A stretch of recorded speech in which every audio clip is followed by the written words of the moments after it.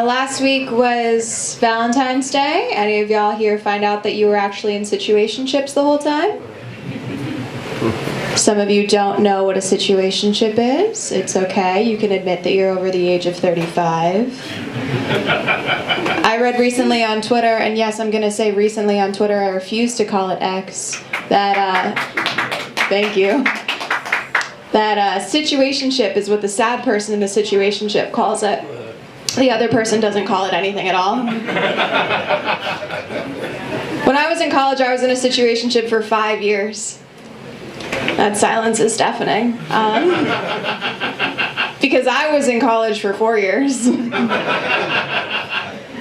So that means that I learned everything I needed to know for an undergraduate degree in English literature, but I did not learn my lesson.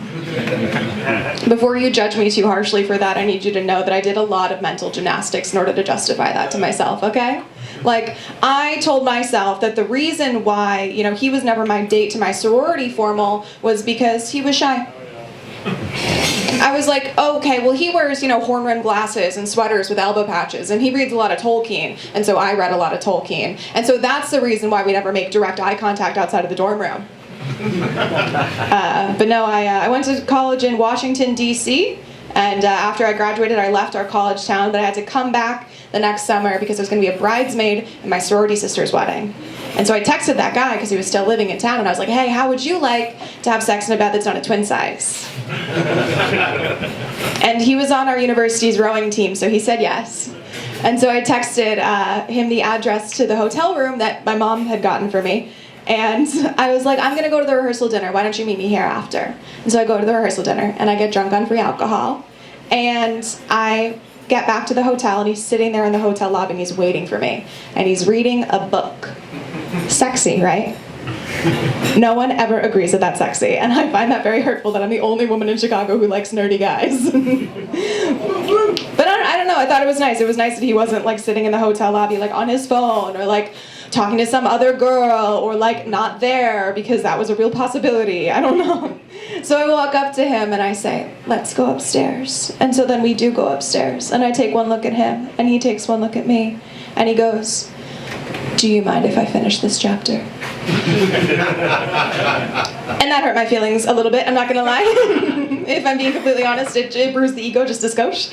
And I've been thinking about that a lot. This is gonna sound like a non sequitur, but are any of y'all on the TikTok side where like your For You page is showing you videos about the signs and symptoms of undiagnosed adult autism? Okay, cool. You can say it with your chest, you could woo. But I appreciate that you want to keep that private, HIPAA. Because I've been getting that a lot. And so I texted my friend whose wedding it was, the bride, and I was like, hey, do you think that this, should remind you maybe of that guy, and like maybe he has undiagnosed adult autism? And she goes, no, Courtney, I don't think he has undiagnosed adult autism. Some of you are probably wondering, maybe she's like, you have undiagnosed adult autism, Courtney. And based on your reactions, you might think that that's true. But no, in fact, she says, he does not like you. And some of you don't either, and that's okay. I won't take it personally. And for some reason, that was more difficult for me to swallow. I don't know, I have a tendency, maybe I'm not alone in this, but like when I decide that I like someone, I tend to like glom onto them. I like really get attached to them. I've been trying to work through this. Not in therapy, of course, because I'm 27, so I can't go to that anymore. I'm not allowed.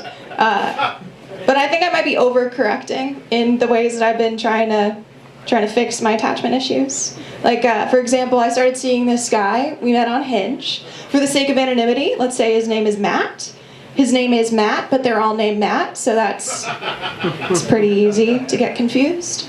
So we met on Hinge back in like July, okay? We've been seeing each other pretty casually. I've been trying to be sort of mature and removed from it. We're like not boyfriend or girlfriend or anything, okay? Because it's so immature and juvenile. And we're doing this thing where like I am allowed to go out and see other people and like go on dates with other people, and he'll ask me about it and I'll tell him about it. And then he probably does go see other people, but I don't ask him about it because my ego can't handle it.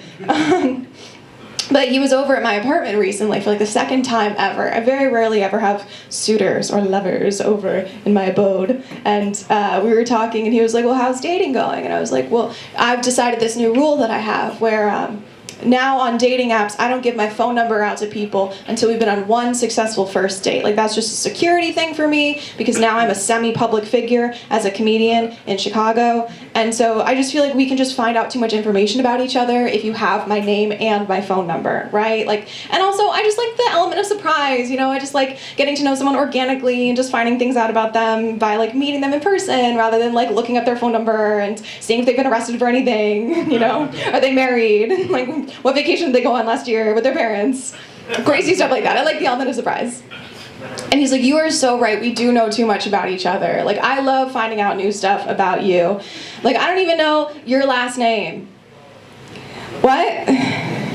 You don't know my last name? You've been inside of me this week. I live in a doorman building. How did you get up here? Did you just walk up to the front desk and say, hey, I'm here to see that loud bitch in 403? That is my unit. That's a security concern. I'm scared. They just let anyone up here now. And like, I don't know if anything about my demeanor tells you anything about who I am as a person, but like, I have a lot of monograms in my apartment. You could Scooby-Doo out what my last name is if you tried hard enough, okay? Look through my mail like a normal person. Prove you like me. But no, he was like, oh, I don't know, it's crazy. And so I didn't know how to react to that, all right? I didn't know how to respond to him not knowing my last name after that long. Again, we met in July. And so I did the only thing I could think of, which was I had sex with him. And then the next day, I didn't text him. I did text him, but I texted him a song, so like that doesn't really count. And he asked for it, okay? It wasn't one of those crazy girl things where they're like, I'm thinking of you, here's a Spotify song. No, he asked for the song. But then I did not text him the rest of the day. And instead, what I did was I scream-sobbed in my shower listening to Olivia Rodrigo, which is appropriate because I'm 27 and that's her demographic. And then, so I didn't text him, and that was normal. And then the day after that, okay, you're gonna be really proud of me, I sat down on my notes app, and I wrote out a message, and I said, look, I'm not okay with how that went down. I don't need you to respect me, but I need to respect myself. Not a strong start. And so I need you to know that I'm not okay with you not knowing my last name, and that when I brought that to your attention, you didn't immediately move to rectify the situation. Send. And he responded back very quickly, which was nice. And he said, thank you so much for letting me know. I never intended to hurt your feelings. You know, I hope that in the future we can still see each other because I do really like you, and I just want to let you know this is not an excuse, but normally when I meet someone for the first time, if I don't know their last name, I find out their last name by following them on Instagram, right? Is that relatable to any of the straight white men in this room? Maybe if your name is Matt, is that something that you do? I would like to know if that's valid, thank you. No, nobody else does that because he said that was normal. Because then that put me in the awkward position of having to turn into a 14-year-old girl and say, well then why don't you follow me on Instagram? Because he doesn't. And so then to that he responds, oh, well, I don't really go on Instagram all that much. And I'm like, well, that was your whole argument, Matt. I don't know where that went. And he's like, I totally understand. I'm really sorry. I don't know really go on Instagram. I don't like to check my notifications that much. I try to be offline. And I'm like, okay. And so I'm like, look, I'm just really stressed out about this. It's really, I need time to process, essentially. I need time to process how I feel about this. Could you give me some time, some space? And he's like, absolutely. Look, I'm going to be out of town for the holiday, for the long weekend. Why don't I reach back out to you when I'm back in town? I'm like, okay, for sure. And that was Thanksgiving. Oh. Do you guys think he's mad at me? I think he might be mad at me. I'm pretty disappointed in myself. Are you guys mad at me? I can't really tell. My name's Courtney Zelazny. That's my last name. Thank you so much. Bye.